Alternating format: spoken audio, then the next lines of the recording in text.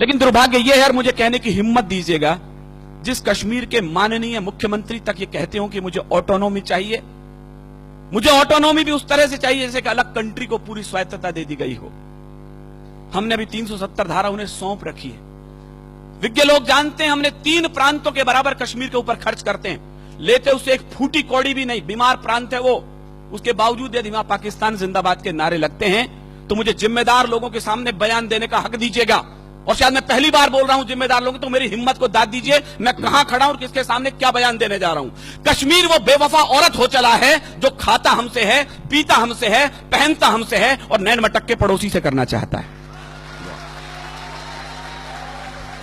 52,000 बेटे खोने के बाद ये मुल्क कश्मीर को अपना मानने को तैयार नहीं है कुछ लोग वहां पर। मैं कहना यह चाहता हूं, अपनी इस केसर घाटी को इतना लहू दे चुके हैं हम, अब तो जो भी फूल खिलेंगे वो सब फूल हमारे होंगे। अब तो जो भी फूल खिलेंगे वो सब फूल हमारे होंगे। और फारूक साहब, आपके बयानों पर 4 टिप्पणी कहते मैं अपनी बात शुरू करता हूं कि अलग देश की मांग नहीं, यह देशद्रोह का नारा है।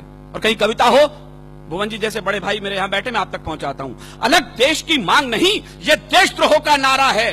ठंडी झीलों से निकला जो जलता सा अंगारा है, उन बेटों से गद्दारी है जो पर्वत पर सोए हैं। या पुलिस के जवान और सेना के जवान हैं, मैं आज की शाम उन्हें अपनी कविता सौंप रहा हूं। उन बेटों से गद्दारी है जो पर्वत पर सोए हैं, ना इंसाफी है उस मां से जिसने बेटे खोए हैं। और तुमको भी फारूक जी इसका, मुझे एक एक श्रोता के हाथ खड़े करके तालियां चाहिए इस बार मैं ठीक बोल रहा हूं तो, तुमको भी फारूक जी इसका सचमुच ध्यान रहा होता अगर तुम्हारा बेटा सीमा पर कुर्बान हुआ होता। अगर तुम्हारा बेटा सीमा पर कुर्बान हुआ होता, अगर तुम्हारा बेटा सीमा पर कुर्बान हुआ होता।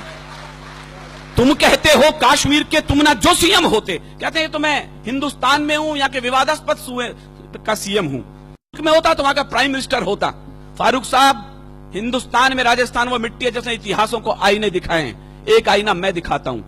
तुम कहते हो कश्मीर के तुम ना जो सीएम होते, जाते पाकिस्तान वहां पर तुम उनके पीएम होते।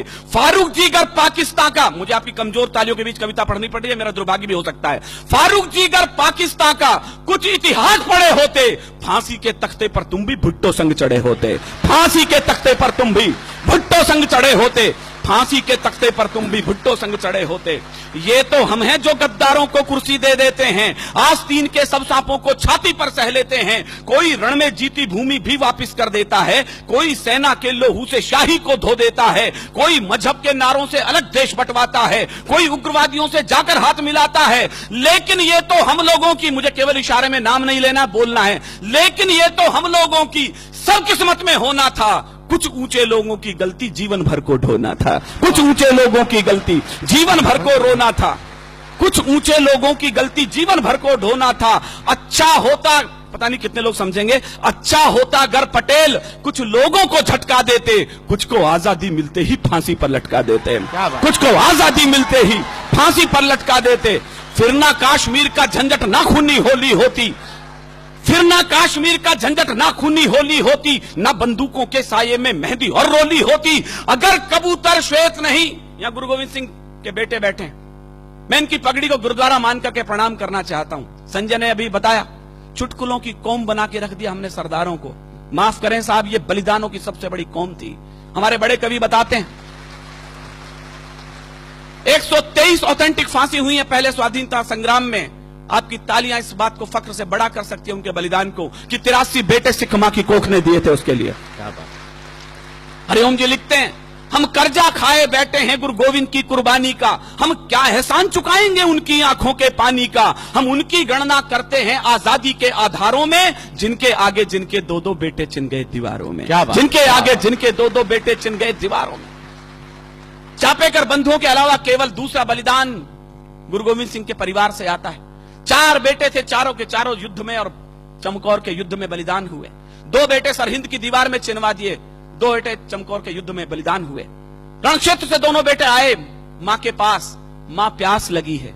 मां ने कहा शर्म नहीं आती रणक्षेत्र में खड़े हो, शत्रु के लहू से प्यास क्यों नहीं बुझा लेते। क्या बात। दोनों के दोनों बेटे बलिदान हो गए। मां की आंखों से आंसू आने लगे तो गुरु के पास गई, 4 बेटे थे, चारों तो बलिदान हो गए, अब क्या करूं इस खाली कोख का। जो उत्तर दिया गुरु गोविंद सिंह ने, मेरे रोंगटे खड़े होते हैं। देश धर्म के वास्ते वार दिए सुच्चार, मत बजाना विनीत चौहान की कविता पर तालियां। यदि उठ सके तो उन बलिदानियों के नाम उठे जिनकी बदौलत आज हम यहां खड़े हैं।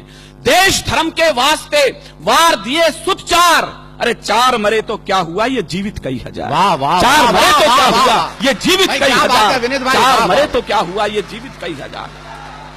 वाह। अगर कबूतर श्वेत नहीं, मेरे इशारे की भाषा, मेरी मजबूरी देखिए मुझे किन लोगों के सामने क्या बोलना है और अपनी बात भी कहनी है। एक आग का दरिया है और तैर के जाना है। मुझे दोनों पक्ष प्रतिपक्ष के लोग बैठे हैं और अपनी बात कहनी है। अगर कबूतर श्वेत नहीं, मैं आपकी बौद्धिकता पर छोड़ता हूं, इशारे पर अपनी बात कहता हूं। अगर कबूतर श्वेत नहीं, हम गुरु के बात छोड़ देते तो लाहौर कराची को हम दिल्ली तलक जोड़ देते। वाह, वाह, तो लाहौर कराची को हम दिल्ली तलक जोड़ देते। अब भी अटल इरादे लेकर भारत के लोगों जागो, शांति मंत्र की पूजा छोड़ो, दुश्मन पर गोले दागो। शांति मंत्र की पूजा छोड़ो, दुश्मन पर गोले दागो।